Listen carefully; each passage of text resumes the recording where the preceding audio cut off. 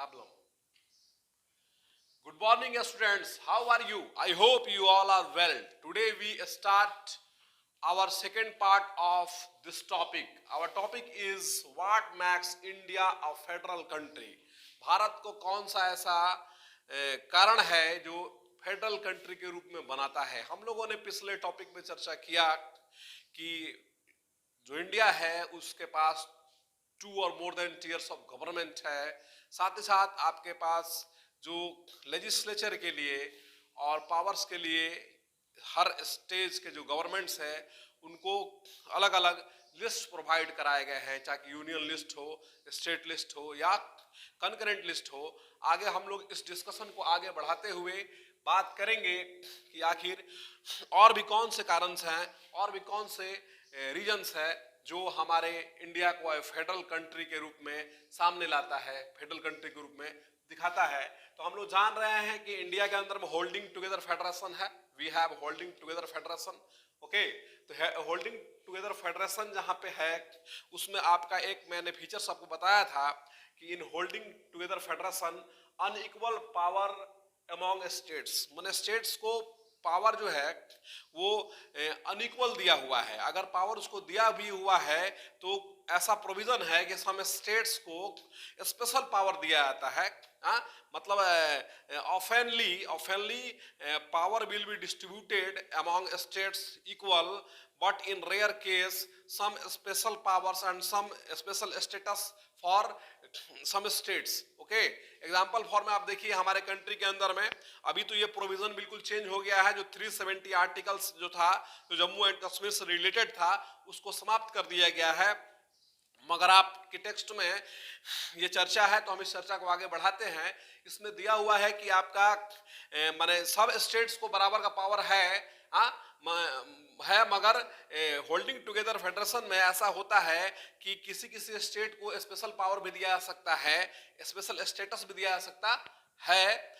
वैसे उसका example Jammu and Kashmir हमारे यहाँ था। जम्मू एंड कश्मीर था हमारे यहाँ। देखिए जम्मू एंड कश्मीर है इट्स ऑन कॉन्स्टिट्यूशंस। हम लोग जान रहे हैं कि आर्टिकल 370 जो है वो it is related to Jammu and Kashmir constitutions. Jammu and Kashmir है इट्स ऑन कॉन्स्टिट्यूशंस।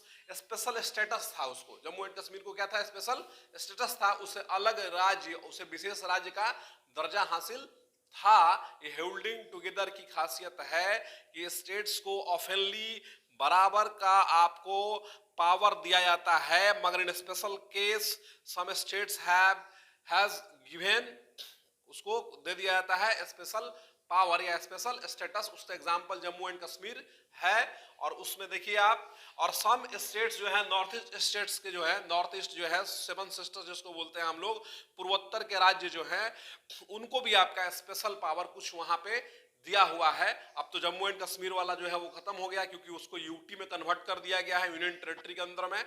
मगर अब जो है आपका, मगर अब भी आपका सम स्टेट्स नॉर्थ ईस्ट के हैं जिनको आपका स्पेशल पावर दिया हुआ है।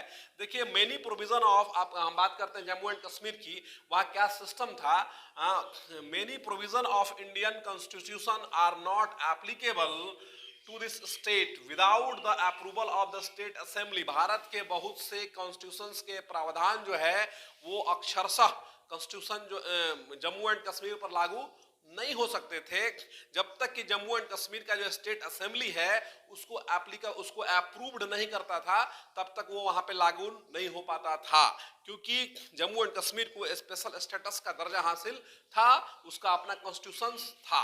ओके, तो देखिए यहां तक प्रावधान था कि Indians who are not permanent residents of this state can not buy land और हाउस हियर। मैंने ऐसा प्रावधान था कि भारत क्षेत्र के, भारत के नागरिक जो जम्मू एंड कश्मीर के नागरिक नहीं हैं उन्हें यह अधिकार नहीं था, they have not right two by a land, उनको वहां पे जमीन खरीदने का, बाई ए लैंड और हाउस हियर, वहां पे जमीन खरीदने का और घर बना करके वहां रहने का कोई राइट्स नहीं था।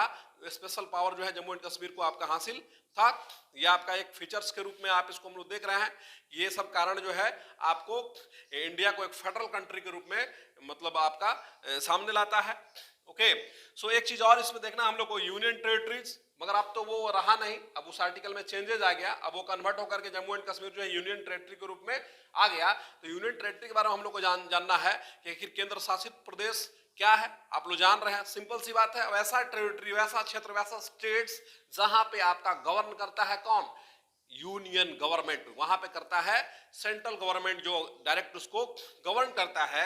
आप देखिए union territories, there are some units of the Indian union which enjoy very little power. कुछ ऐसे इकाई, कुछ राज्य के ऐसे यूनिट्स, ऐसे इकाई जो अपना पावर वो स्वतंत्र नहीं हो सकते हैं।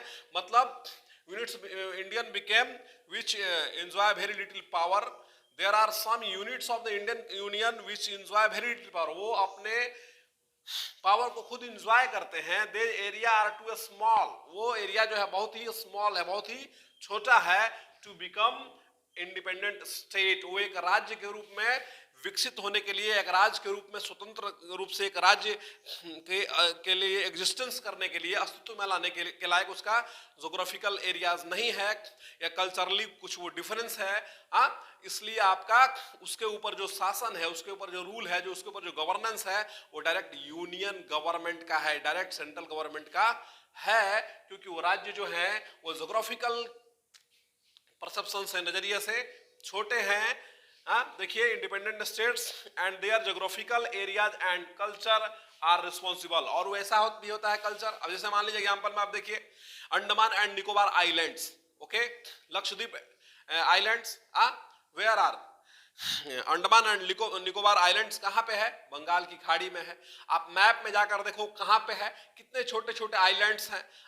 तो वो हमारा जो इंडिया का मेनलैंड है, उस मेनलैंड से हट करके वो आपका अंडमान एंड निकोबार आइलैंड जो है आपका सी के मतलब उसके अंदर में है, अंडमान निकोबार की खाड़ी के अंदर में है। ठीक है, तो ज्योग्राफिकली क्या है, वो आपका जियोग्राफिकली जो है वो हमसे दूर है। उस मतलब वो एक स्टेट के रूप में विकसित इसलिए भी नहीं हो पाता है क्योंकि जियोग्राफिकली बैरियर्स उसके साथ है। ठीक है, तो उसको एक मतलब उस पर डायरेक्ट सेंट्रल गवर्नमेंट उस पर शासन करता है। साथ ही साथ कुछ स्टेट्स ऐसे भी हैं जो मान लीजिए किसी स्टेट्स के नजदीक में भी हैं। ठीक है, तो कहीं ना कहीं वो कल्चरली जो है आपके डिफर है, कुछ डिफरेंसेज उसके अंदर में है। तो ज्योग्राफिकली या कल्चरली इन तमाम कारणों से, और उनके जो साइज हैं वो छोटे हैं, आकार उनके छोटे हैं, इस कारण से भी आपको उनको एक स्वतंत्र राज्य की जो है वो दर्जा नहीं दिया गया है। और उनके ऊपर जो रूल है, उनके ऊपर जो गवर्नेंस है, वो आपका यूनियन गवर्नमेंट का होता है।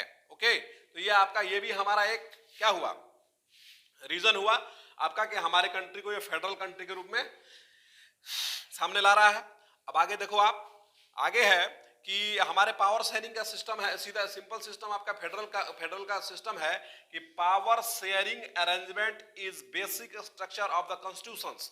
जो पावर को शेयर करना है वो हमारे कॉन्स्टिट्यूशंस का बेसिक स्ट्रक्चर है। उसका क्या है, मूलभूत जो है संरचना है कि हमारे यहाँ पावर को शेयर करना है, बट नॉट इजिली, मगर ये आसानी से होने वाला चीज नहीं है। क्योंकि अगर ये आसानी से होता तो कुछ भी संभव था। ऐसा भी होता कि जो सेंट्रल गवर्नमेंट है वो रातों रात या दिनों दिन जो है आपका स्टेट गवर्नमेंट का सारा पावर जो है वो खत्म कर लेता, या जो मन में आता उस तरह का चीज वो कर लेता।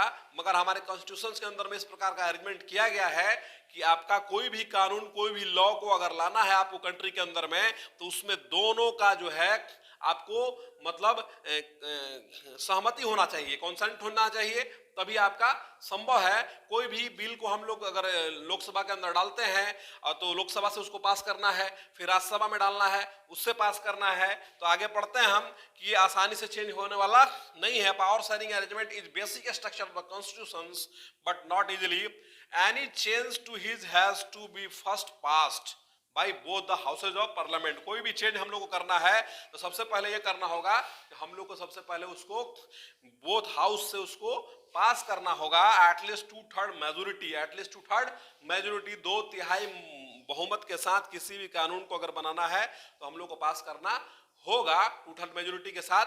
जैसे कि मान लीजिए आपका हमारे देश में मेंबर्स 545 है, एग्जांपल के तौर पे आप ले लीजिए कि हमारे यहाँ 300 अगर मान लीजिए मेंबर्स हैं तो उसका 2/3 कितना हो जाएगा, 200 हो जाएगा। तो 200 लोग हैं और भी उसमें सिस्टम्स है, कितने लोग आपके मतलब उसमें प्रेजेंट है, प्रेजेंट में से 2/3 होता है या जो भी है, इस तरह का सिस्टम है। मतलब कोई भी लॉ या कानून बनाना है आपको तो दोनों सदन जो है, दोनों आपके हाउसेज हैं, या तो आपका लोकसभा हो या राज्यसभा हो, दोनों के आपका मेजोरिटी से 2/3 मेजोरिटी से ही कोई कानून पास होता है, कोई कानून पास होता है majority, then it has to be ratified by the legislature of at least half of the total state. और ऐसा भी है कि ये कानून उतने लोगों से पास होने के बाद, लोकसभा और राज्यसभा दोनों से पास होने के बाद, जो हमारे कंट्री के अंदर में जो स्टेट्स हैं उसका जो मेजोरिटी है, जैसे मान लीजिए हमारे कंट्री के अंदर में आपका अभी 28 स्टेट हैं, तो उसका कम से कम मान लीजिए उसका जो मेजोरिटी होगा, हाँ 15 हो गया, हाँ 15 स्टेट्स का भी उसमें अप्रूवल होना चाहिए, तभी जाकर के कुछ कोई जो कानून है वो बन पाता है। ठीक है, और भी तमाम लॉज जो बनते हैं उसके लिए अलग अलग सिस्टम है, मगर कुछ ऐसे जो आपका कॉन्स्टिट्यूशन का बेसिक प्रोविजन है उसको लेकर के आपको Lok Sabha, Rajya Sabha and majority of the at least half of states, जितने भी स्टेट्स हैं उसके आधे स्टेट्स जो हैं उसको जब रेटिफाइड करेंगे, उसको जो पास करेंगे, तभी जाके वो कानून बनेगा।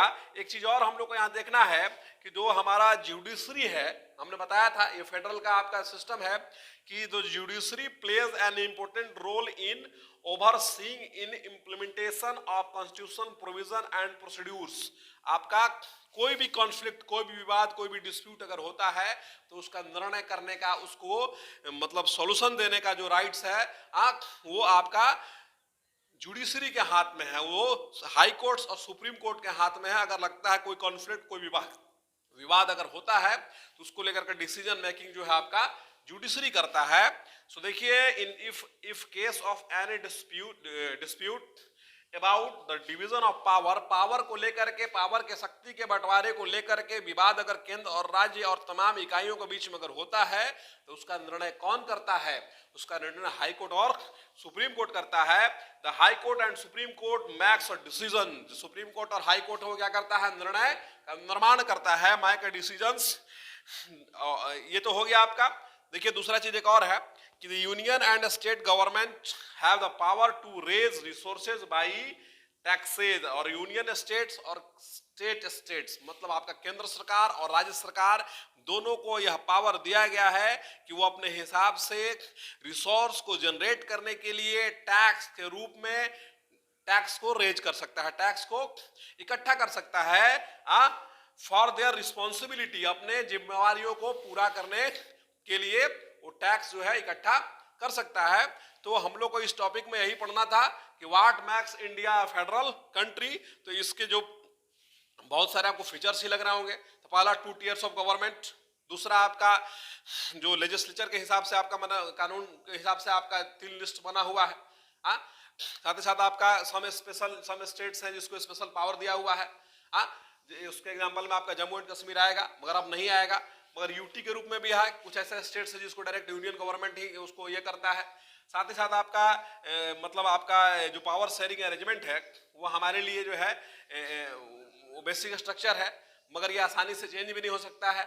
इसके लिए भी आपका लोकसभा, राज्यसभा एंड आपका हाफ ऑफ द स्टेट्स जो है, आधा से अधिक स्टेट्स जो है उनको आपका उनका सहमति चाहिए। साथ ही साथ आपका जुडिशरी का जो रोल है वो इम्पोर्टेंट है। तो इन तमाम चीज को हम लोगों उसके अगर क्वेश्चन आता है कि what makes India federal country, तो आपको इन तमाम पॉइंट्स को इसमें लिखना होगा, तब जाकर के आपका आंसर जो है पूरा होगा। अब इसी के साथ जो है हम लोग इस टॉपिक को फिनिश करते हैं और आगे जो भी होगा हम लोग पढ़ेंगे। तब तक के लिए थैंक यू।